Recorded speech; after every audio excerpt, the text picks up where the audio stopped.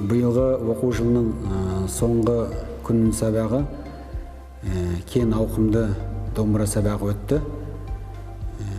Және бұл яғни Назарбаев зияткерлік мектептері бойынша желілік сондай іс-шара ұйымдастырылды.